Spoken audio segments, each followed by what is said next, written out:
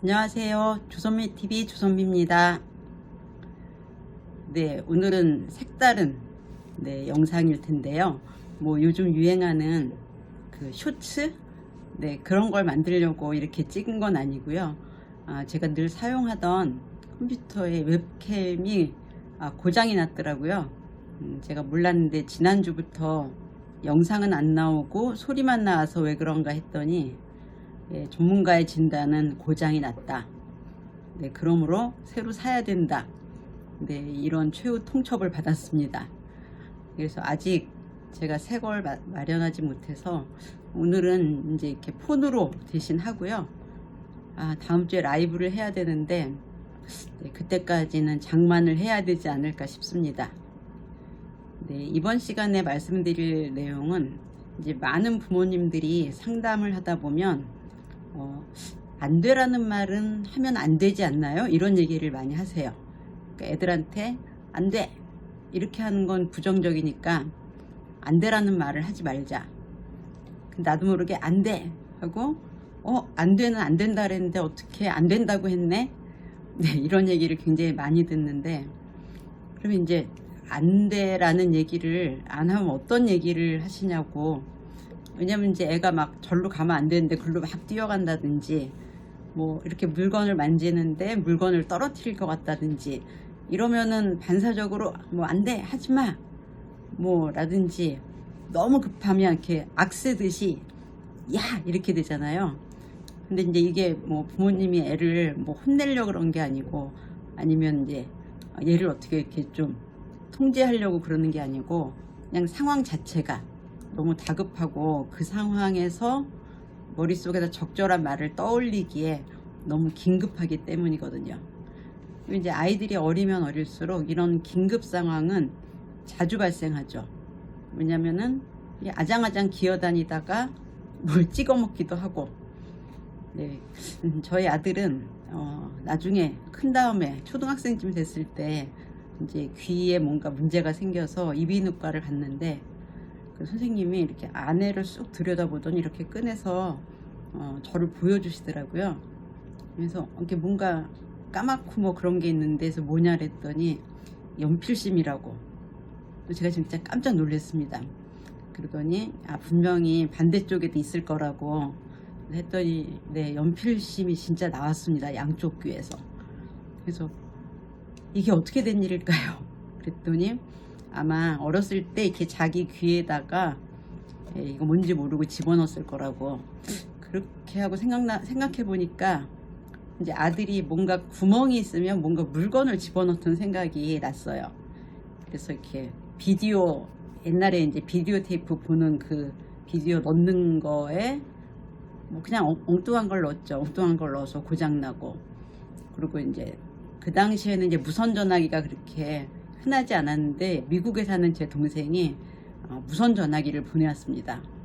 그래서 이제 뭐 굉장히 애지중지하는데 그걸 이렇게 들고 막 돌아다니다가 물통에 넣습니다. 그래서 한 3번쯤. 그래서 그 다음부터는 이제 무선 전화를 쓰지 않기로 했는데 뭐 이렇게 귀에다 넣거나 코에다 가끔 뭐 코에다가 뭘 넣어서 응급실에 온 애들도 있잖아요. 그냥 굉장히 본능적인 움직임이라 그게 이제 눈에 안 띄면 이렇게 위험의 과정을 겪어가는 거고요. 이제 눈에 띄면 부모로서는 당연히 이제 금지의 사인을 주게 됩니다. 그리고 어릴수록 위험에 대한 자각이 없으니까 아이들이 좀 더 뭐랄까 무모하다 그래야 되나? 뭐 아니면은 이렇게 천진난만한데 엄청 무모한 그런 행동을 하게 되죠. 그럴 때는 이제 빨리 가서 빨리 금지를 시켜야 되니까 뭐 안 돼 이렇게 하게 되는데 어느 순간부터인지 안 된다는 말을 하는 건 안 돼 라는 이제 그런 양육에 대한 뭐랄까요 분위기, 부정적인 말은 하면 안 돼, 뭐 부정적인 감정도 표현하면 안 돼, 금지의 말은 하면 안 돼, 통제를 대놓고 하면 안 돼.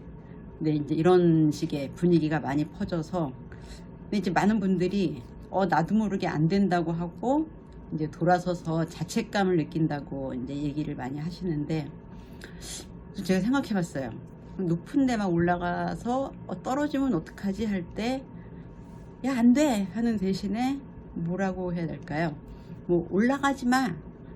근데 사실 사람들이 급하면 급할수록 긴 말을 하긴 어렵거든요. 뭐, 그만! 뭐, 이라든지 뭐 하는데, 그만보다는 안 돼를 더 많이 쓰는 건, 자, 그만이라는 단어는 이렇게 뜻이 강렬하지 않아요.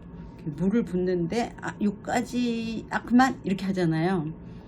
예, 뭐 이렇게 반죽을 하는데 밀가루 이렇게 하는데 그만 뭐 이렇게 얘가 걸어가는데 야 거기까지만 이렇게 해서 그만이라는 말 자체는 이렇게 거기에 실린 뜻이 이렇게 강하지는 않습니다. 감정도 그렇고 뭐 야 그만 뭐 이렇게 잘 하지 않잖아요. 근데 안 돼는 굉장히 강력한 메시지를 전하는 말입니다.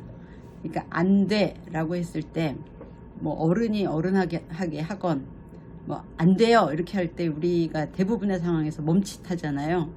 뭐 그만 가세요 하고 안 돼요. 예, 뉘앙스가 굉장히 다릅니다.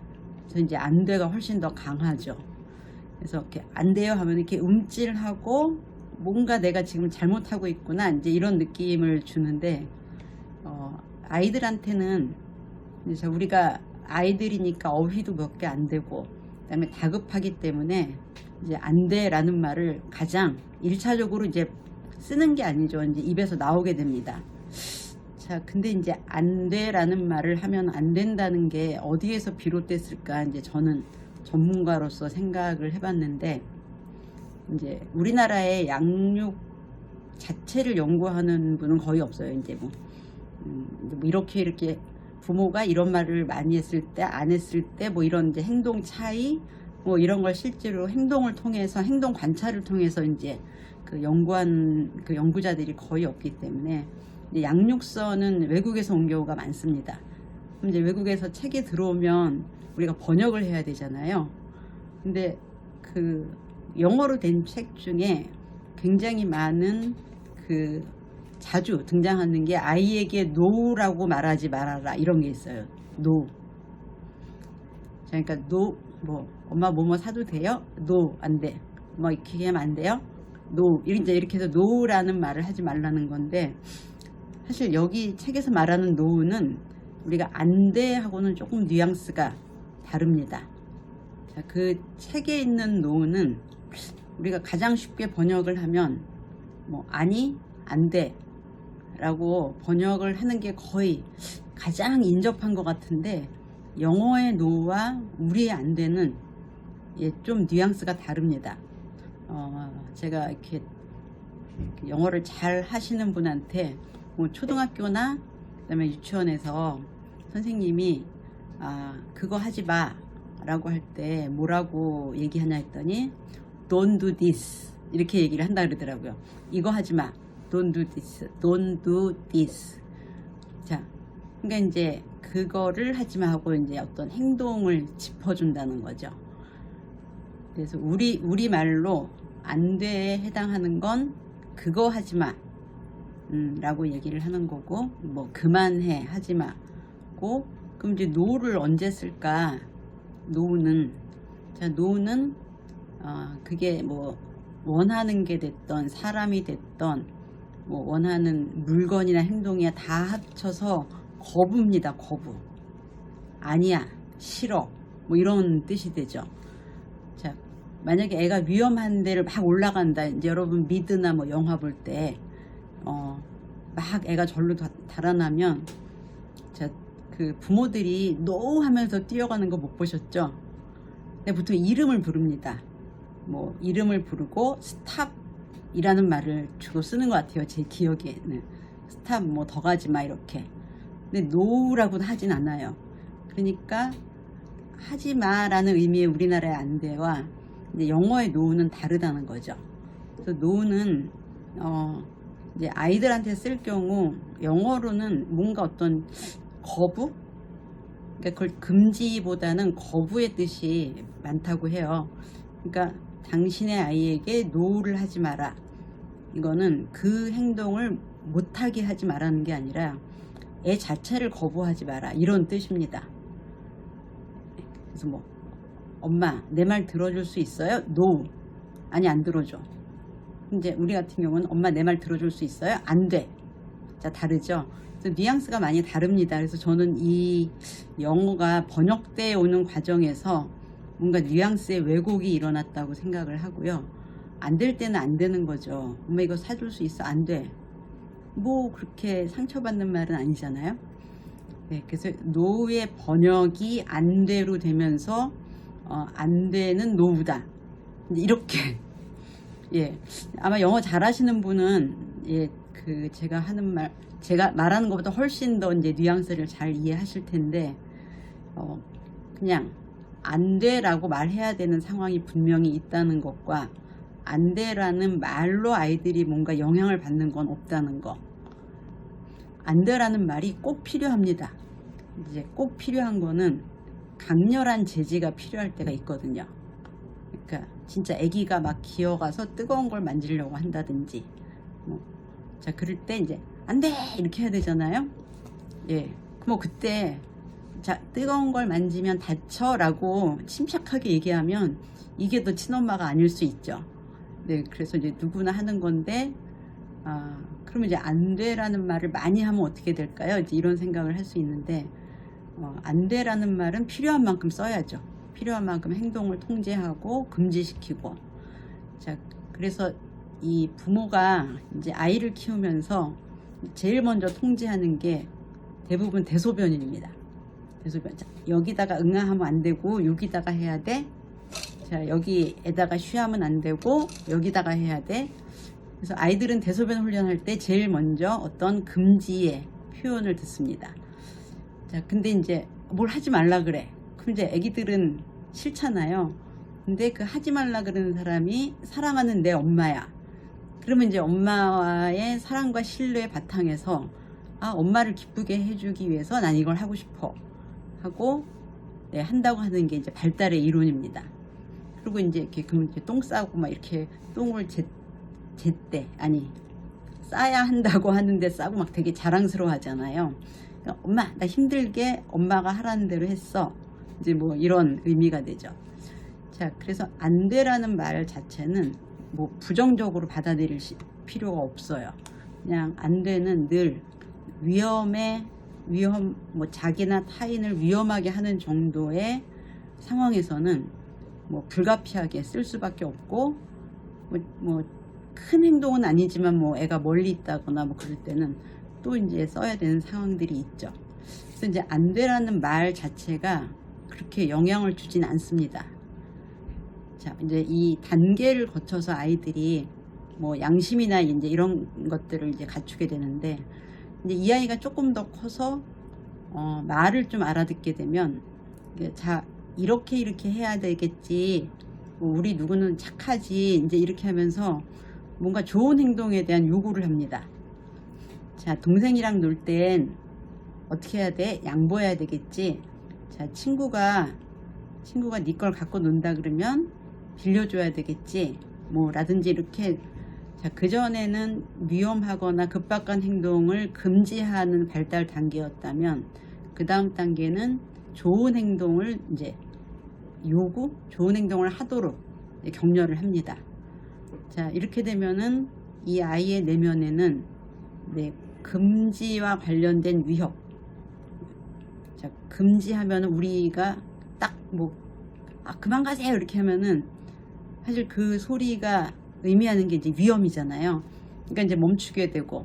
자, 근데 사람은 누구나 살아가는 게 제일 중요하기 때문에 생존과 관련된 정보가 제일 밑에 들어갑니다.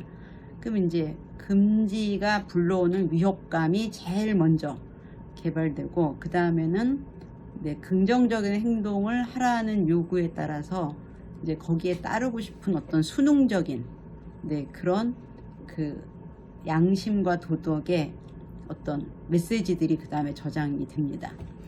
자, 근데 이 두 개는 균형을 이루어야 돼요. 어떤 집에서 맨날 뭐 안 돼 하지마 너 왜 그러니 이렇게 하면은 이 아이는 외부에서 오는 자극을 전부 다 이렇게 나를 뭐 통제하고 나를 비난하고 질책하는 메시지로 다 받아들여요. 그래서 뭐 손님 이거 사시겠어요? 이런 중성적인 말도 뭐야 안 사면 나가라는 거야? 뭐 라든지 너 지금 공부하는 중이니? 그럼 공부를 안 한다고 나를 혼내는구나. 이제 이렇게 받아들이거든요. 자, 근데 이제 2단계의 좋은 행동에 대한 이제 이 요구 단계를 거치면서 공부해? 그러면은, 나 공부해야 되는데, 나 왜 잘 못하고 있지? 하는 어떤 이제 죄책감 같은 게 생깁니다. 그러면서 점점, 나는 좋은 애가 돼야 되는데 별로 좋은 애가 아닌가 봐 하는, 그러니까 안 돼의 위협과 그 다음에 이상적인 자기에 미치지 못함이 막 괴로움의 핵심이 돼요. 자, 이제 요거는 이제 도덕과 양심이 발달하는 단계인데, 자, 그 다음에는, 자, 이 두 개를 통합하기 시작합니다. 통합하기 시작해서 이제 좀 큰 거죠. 한 5살쯤 되면, 엄마가 뭐 마이구미를 많이 먹지 말라 그런 거지 하나도 먹지 말라는 건 아니야. 뭐 라든지 뭐 위험한 데 가지 말라 그랬지, 뭐 조기를 올라가지 말라 그랬던 건 아니야. 뭐 이제 이런 식으로 통합을 시키기 시작해요.